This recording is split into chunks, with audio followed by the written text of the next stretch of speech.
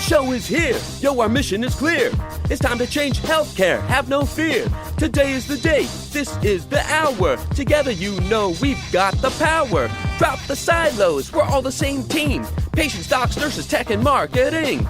How can anyone be satisfied with the way things have always been? Yeah, we've tried. So join us now. Join the revolution. Digital health is the evolution. Status quo, more like status no. Yeah, this is the healthcare rap. Y'all come on, let's go. Welcome to the Healthcare Rap, where we are ushering in the future of healthcare and the status quo no longer exists. Where we are challenging assumptions about marketing and technology, and we check yesterday's thinking at the door. Where truth drops like an atom bomb, and knowledge flows like Niagara Falls. Each week we challenge assumptions that have been holding back healthcare marketing, and explain how we can do better. Join us. This is the Healthcare Rap. Welcome back. I'm your host, Jared Johnson, ready to share some more provocative thinking for healthcare innovators. Here on the Healthcare Rap, we believe that healthcare has to truly become consumer first, and we're trying to do something about it. We can either stand back and let it take another 50 years, or we can jump in right now. Come be a part of it. Each week, we talk about building the healthcare of tomorrow. We recently passed 180 episodes in 3 years on the air, people. We're now in season 6, where we're focusing on how to operationalize and scale consumer-first healthcare and digging into the details of how to make it happen. So here's what's going to go down today. We have the Flava of the week about irrational decision-making. When designing products and experiences, how do we control for the fact that healthcare decision-making is often irrational, non-conscious, and emotion-based? I'll talk about that. Then Gina, Uppal, and Dr. Rhea, Mehta are in the house to share some provocative thinking about how to design digital health tools so they end up in the hands of those who need them. How do we learn to design around those who may not want to engage? This episode is jam-packed and we have a lot to share along the way. It's time to dive right in. You ready? Let's go.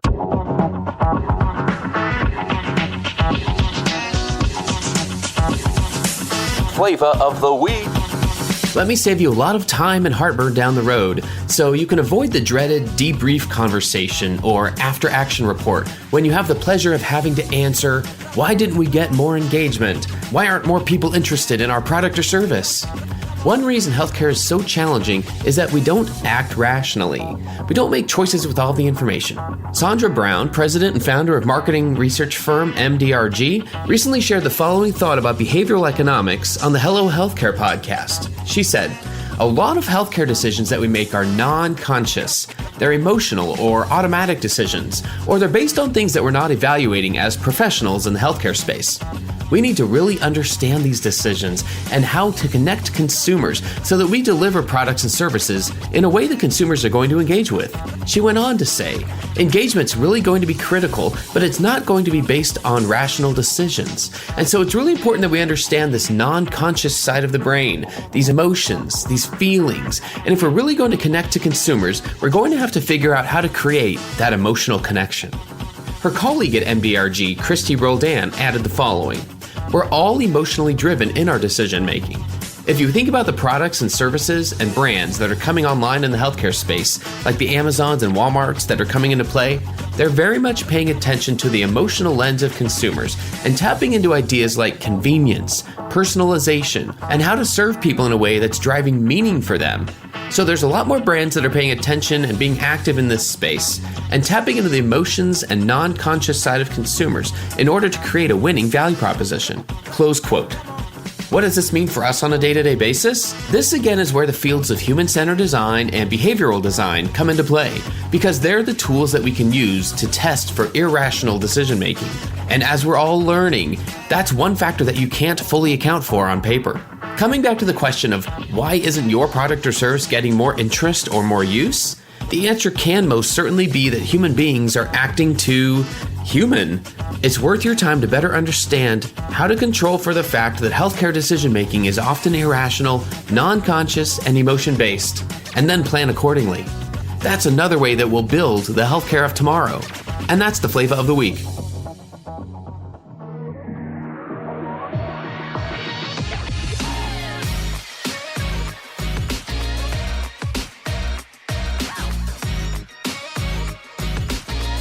The flow. All right. Well, this is one of those really, really cool opportunities. Double the guests, double the amazing insights that we're going to get in this episode. And also we feature a return guest. So we have with us the pleasure today of having Dr. Rhea Mehta, who's the co-founder of Bowhead Health. And Gina Uppal returns. Gina is also with Bowhead Health. She's over marketing and their futures community. We're going to dig into that and find out a little bit more about what that community is. But welcome to both of you. Welcome on the Healthcare Wrap. Thank you. Happy to be here. Happy to be back, Jared. There's almost like this feeling of kind of like an insider community in terms of those who either Zane has connected us with, who unfortunately, Zane can't be on our interview with us today, but those who are just very clearly interested in and passionate about taking healthcare to a different place. That is one of the ways we kind of serve as a connective tissue with a lot of things that are happening in little pockets of innovation in this industry. I'm going to stop there and let you two fill in what I missed in your intros. Rhea, maybe we start with you. What else is going on with you and Bowhead Health? Well, there's definitely a lot going on, but I would say on the topic of Bowhead Health, we are incredibly passionate about democratizing healthcare, and that really is at the core of what we stand for. It's how do we create a healthcare system that's more equal and more fair and just to all. And happy to kind of chat more about that. But the way that we've sort of carried out that mission really is through technology and, being able to offer a digital health solution to patients, essentially giving them the opportunity to start building out their own encrypted or private patient health record. And so, we all have these health records at our clinics and doctor's offices, but we don't really have one that we keep at home for us that is, organizer and keeper of all of our data. And we believe that, if patients have access to that, obviously, secure, private, making sure that the patient feels like it's safe and cared for, that this will lead to better outcomes. Fascinating. I love how you bring purpose into every part of what you just mentioned. Why do you think it's important to have purpose or mission be involved in healthcare, if you don't mind me asking? I think that idea of having mission and purpose in healthcare is not anything new. I mean, I think that we talk to most doctors or clinicians, they would say that, that's originally why they got into this world, because they want to create a better system. They want to help people not get sick and die. And so I think that somewhere along the lines, we've a little bit lost track of the core mission, which is really, to care for patients and optimize their health and keep them from getting sick, because, healthcare obviously is such a beast and there's so many factors and there's so many stakeholders involved. But I think, what we're really trying to do is kind of just go back to this, original idea. Oh, I love that. I know that's a great reminder. Like you said, I don't think it's a new concept. It's one that I know for myself. It is always a good reminder. I can never be reminded of it too often of remember why we're doing all of this. And Gina, related to that, tell us about the Futures community. What is that to begin with and what's the goal? Yeah, happy to. The Futures community really started about a year ago when we realized, in the midst of a pandemic, a lot of the ways that our ecosystem was connecting and learning together were taken away from us, right? When it comes to conferences or events. And Rhea and I really put our heads together and with the Bowhead team thought up, why don't we start connecting with experts in our community to actually learn about what's changing in healthcare and do more collaborative work. And on that, learning journey, we realized that so much of what we do when we talk to patients about, the future of healthcare and these health data wallets and, all of these, innovations that are happening, just as overwhelmed as patients are, people in the ecosystem are overwhelmed. So learning really is like the main theme in our Futures community, helping innovators learn. So if you're a provider, if you're an executive in a healthcare system, if you're in government in healthcare, you have a lot of learning to do. And we are trying to build content and experiences around that. And then as we do that, how do we find ways to trickle that learning into our patient experiences, into our app, so that we're really designing understanding all of the different players in the ecosystem and really helping patients navigate, all of these new digital health tools and all of these changes that are happening in healthcare. So yeah, the futures community is really our, flag in the sand, so to speak, to say that learning is going to be a really big part of, the future of healthcare innovation. Oh, interesting. Okay. So it sounds like there's multiple kind of goals or objectives here. So not just to help those within the members of the community, workers in healthcare, but then if things go well, then that education, it sounds like, it fuels the work you're doing at Bowhead Health, the app and other things you may be working on, as well as ultimately trickling into patient experiences. That's quite a thought process to even recognize the opportunity there. I mean, did I capture that correctly? Yeah, I think that a lot of the work we do is in this system space, right? You can't just fix healthcare by fixing healthcare. You do have to think about how all of these systems work together. And at the end of the day, systems are people and relationships. So every single person that we meet through our futures community teaches us something and helps us reflect on something. And I can remember, even just watching the interviews in our futures library now, I think we have over 5 hours of conversation with, over 25 experts where we've intentionally made sure that, over 50% of them are women, 50% of them over 50% are POC, people of color. How do we actually learn from the experts? And then the goal really is, how do we bring patients into that learning experience and really design with them? Oh, designing with them. I love this thought. This is maybe a great way for us to pivot too, in terms of how that and patient experience and engagement all kind of relate to each other. There's the Bowhead app that I'd love to hear more about, not only just what it does, but then I want to dig into how you discovered the need that you're trying to solve. In fact, let's start there in the conversation. What need are you trying to solve with the app? And then how does the app work? Yeah. So in terms of what need we're trying to solve, we talked a little bit about patient data ownership, and I think that's, a mouthful, but really we are trying to empower patients. I think that's, our fundamental need that we're trying to solve is that, in the healthcare system, patients they're not empowered. They're not empowered. They're not really going to be taking responsibility over their health. And again, it's not something that we preach today, but back in the day, when we first started up these systems, that was our goal, to make sure that patients didn't get sick and that they were better equipped to manage their chronic conditions or their acute conditions. And so that's really the need that we're trying to solve.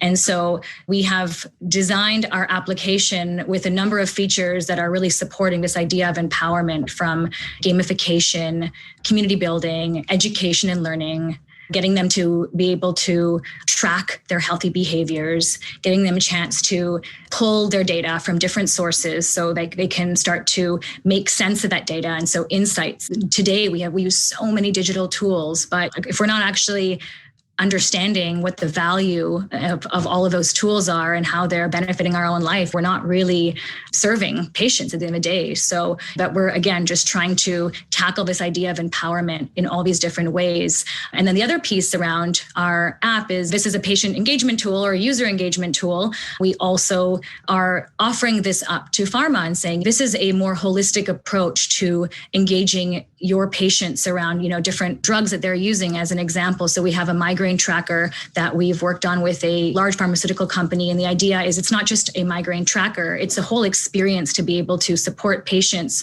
who are struggling from this very debilitating chronic disease. And so they are incentivized. There's gamification built in. They receive rewards and badges for tracking their health, for filling out assessments. And then they get to also consent. So consent, the idea of consent is not sort of buried in the privacy policy. It's very clear that they're being asked if they would wish to share some of this data with that pharmaceutical company and with our other partners. And so again, constantly trying to engage and communicate and offer compassion to our users with this idea that if we're going to do that and be very transparent about everything from even how the data is being stored and organized and the security of the system, that ultimately patients will feel better.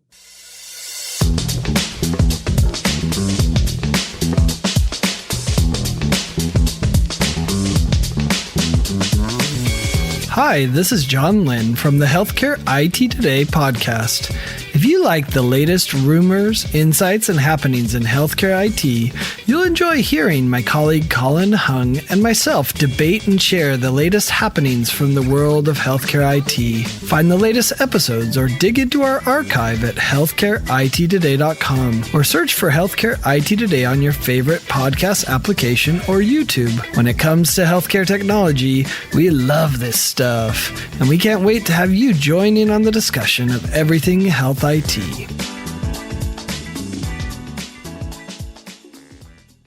Hey, this is Scott Burgess from Healthcare 360, the fair and balanced healthcare podcast exploring everything you wish you knew about healthcare but don't.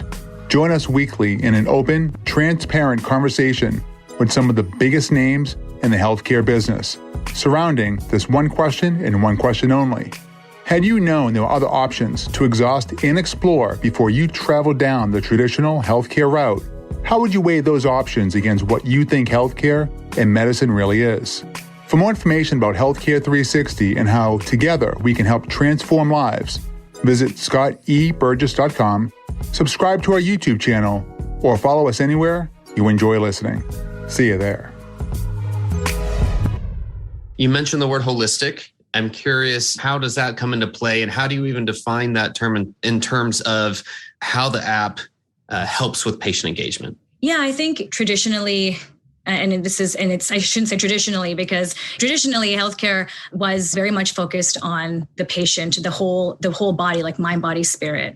And I think that today healthcare is very much based on sick care. It's treatment based, it's reactionary. And so a lot of this is based on our personal experience. I have my own personal journey around exploring holistic health through my diagnosis of fibromyalgia, and ultimately finding relief through the idea of a more holistic care plan and experience. And so we're essentially offering this up to our partners by saying, let's focus on healthy habit tracking. Let's focus on prevention. We don't need to just focus on tracking and understanding the symptoms, as an example, because the symptoms are directly related to, say, the drug that the patient is using.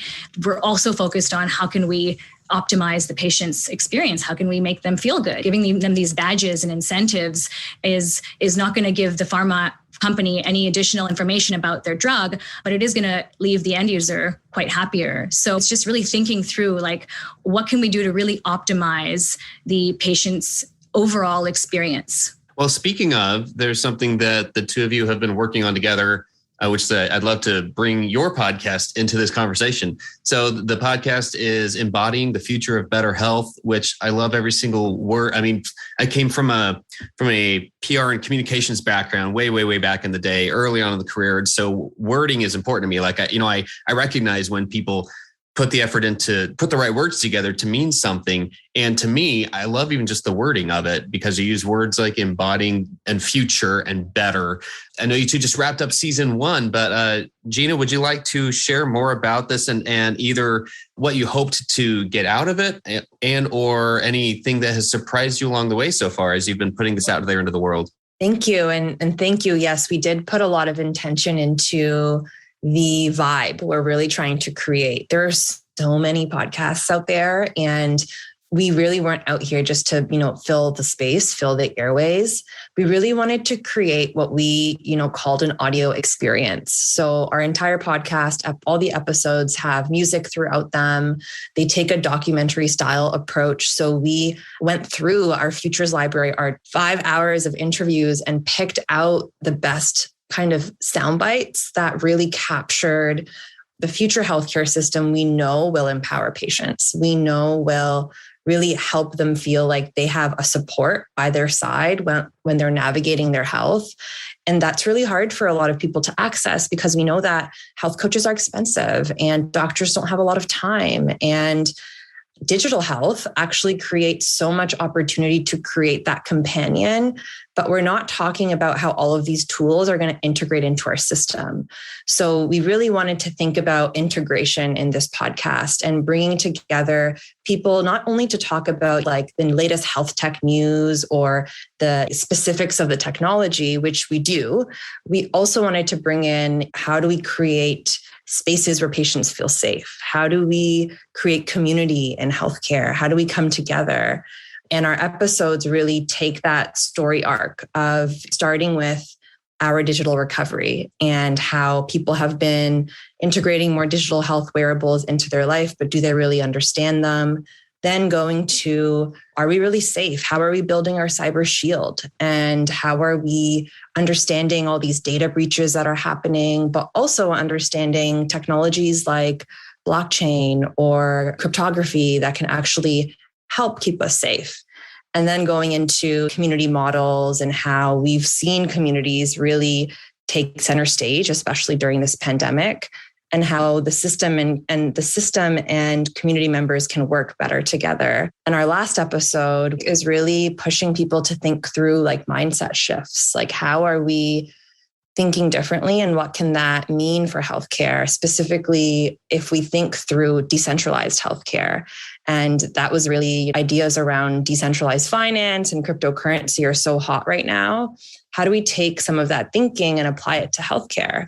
And that's something we hope to do in the coming season. But really, we want to take people on this journey of learning as we learn as a company and bring in both the people that are doing the innovation work, but we also try to make it accessible enough if you are listening to this with your dad or your mom or your brother or your sibling that isn't in healthcare, they can still follow along and pique their interest, because we know that with that curiosity comes empowerment. When you actually understand how this wearable that you have on works, you feel more like it can help you and it is more integrated. So that was really our goal. And yeah, we would love for anyone to check it out. It's available on all platforms. I highly recommend listeners that you do that. And not only will you be treated with the insights and experiences that Gina and Rhea share on there, but you're also treated to some guided meditations on there. It's such a cool aspect of what you guys do. Tell me how that's been going on the episodes. Well, I'll let Rhea touch on that because I know that that's a big part of the energy she's brought. Yeah, I mean, we really feel like, Gina talked about it, right? There's so many podcasts out there in the healthcare space. And I think we need to tackle healthcare from so many different angles. But I think this idea of holistic or compassionate care, values-based care, or just heart-centeredness, like that idea is not really a part of the sort of Western healthcare conversation. And I think that we could all benefit. Meditation is now mainstream, so we can all benefit from just sinking a little deeper into our seat, taking a breath. And generally when that happens, we do reconnect to what's important to us. We do reconnect to our values. And we all know that to be true. So why can't we just bring in those moments of pausing and reflecting into our conversations? And we've even been thinking about how can we take this now to boardrooms and conferences and workshops, because I think, again, it's going to bring us back to this idea of healthcare from 100+ years ago when we started this journey of creating these systems in the healthcare as we know it today. And I think that we'll remember that at the end of the day, it's all about the human. It's all about the patient. And I think what's beautiful about healthcare is it impacts every single one of us. So it's very easy to put ourselves in the shoes of the patient because, ultimately we're all patients. Listeners, you got to check it out. The last one I just listened to was the meditation where we're imagining a net and I'm in the middle of it and everyone in the community is another one of the knots in the net. It was great. It stopped me in my tracks in a good way. I can tell you, my body and my mind were telling me you need to do this more often. It's just a great way to bring together and kind of practice what you're preaching, right? It was just a cool way to experience it myself. Totally. That's the community episode 4. And we also, because we know that people are busy, we also share little sound bites from all the episodes on our LinkedIn channel, Bowhead Health's LinkedIn company page. And yeah, you can find the 2-minute sneak peek meditation on there. We also pull out some of our favorite insights and reshare them because it's good to mix up your day and start it differently. And if you're starting it with a podcast or you're breaking it up with a podcast, I highly recommend checking out some of those sneak peeks. I want to attempt to tie 2 more things in here before we go, 2 more topics. And this is under the attempt of kind of being this connective tissue between all these topics. I think that's one of the things that we always hope to do on this podcast. And they're the topics of increasing access and literacy for patients, the opportunity for digital health to increase access And one of the ways to do that is by increasing patient engagement and literacy. Why is it important to even factor those things in, to factor in increased access? Why can't we just kind of keep serving the same people we've been serving with the healthcare system and not worry about it? Why is it so important to increase access as part of everything we're doing? It's a great question. And for those of us who have received the full benefit of the healthcare system, it might not be something that we think about every day, but there are a lot of other people in this world who sadly aren't able to access a lot of the services of the system. And I started out my journey as one of them. I grew up in a rural community in Northern Ontario, Canada. And we just, based on our location being in a rural community, like we were so limited. I would go to the big city and get a health checkup and come back and my data wouldn't even be back at my doctor's office. And so data portability,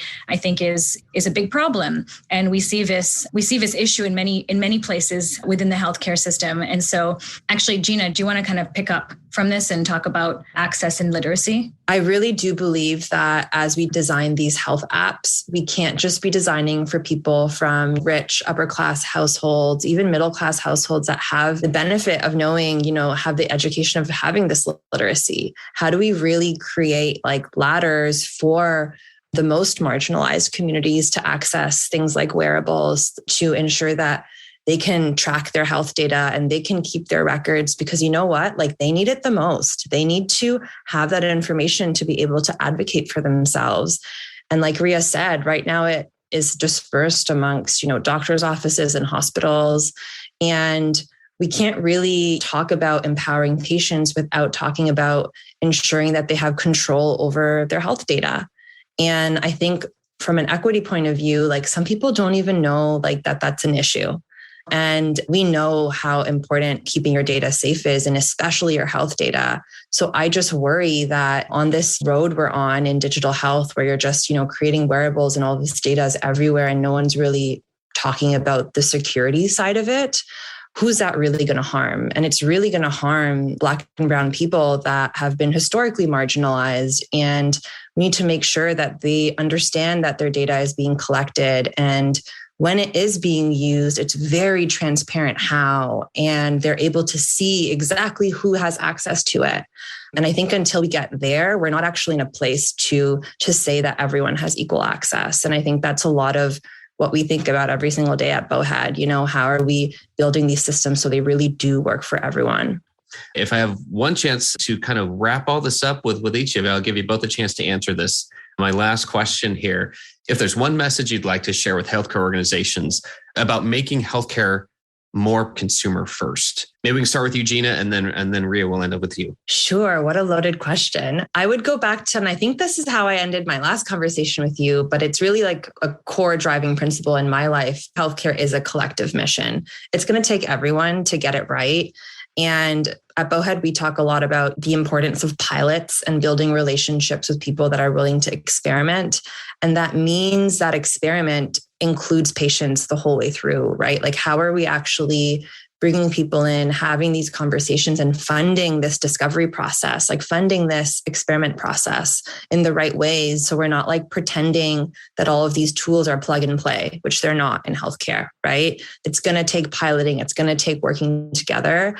And I think that if we approach this space with that energy, we'll actually be able to see some of these visions come true. I love that. And I mean, I mentioned this earlier, this is the core of our mission, which is make patients the owners and controllers and managers of their data, like give up ownership, or at least share the ownership, so that patients can start to have their own records. They can start to compile that and benefit from it, because we know that there's a lot of preventative and day-to-day insights that patients can get if they just have access to that valuable data that really at the end of the day belongs to them. So give them that access. And I know that that kind of shift is not going to happen overnight, but start thinking about what it would look like to have patients in the driver's seat, have patients hold the key to unlocking their longitudinal health data sets, and maybe even this idea of moving from head to heart. So maybe even as much as you can, if you are able to bring meditation into your day, just meditate on patient-centered healthcare. And even just saying it out loud, having it written down on a sticky note in your office, stuck up against your computer, just remembering that this is ultimately what our core mission is. We are all designing for the optimal patient experience. So just to hold that thought in your mind and your heart as much as possible. Well, thank you both genuinely for giving us so much to think about and bringing us so much value today. What's the best way for listeners to reach you? The best way to reach us and get involved with our learning community is bowheadhealth.com/futures, which is also where you can sign up for our newsletter, which we send out from time to time that summarizes some of the best insights we've heard. So that's bowheadhealth.com/futures. Fantastic. And I know you both are on LinkedIn too. If people want to connect with you, just there as well. Thanks again for joining us on the show today. Thanks, Jared. Thanks, Jared. Ed Marks here with Digital Voices, the only podcast for chief digital officers across all of healthcare and life sciences. Digital Voices is about the voice of the patient, the provider, the payer, pharma, big tech, retail, public health, really any part of the healthcare and life sciences ecosystem. That's the digital voice we want to capture as we learn and break barriers across the entire spectrum. Join us weekly as we drop our pod.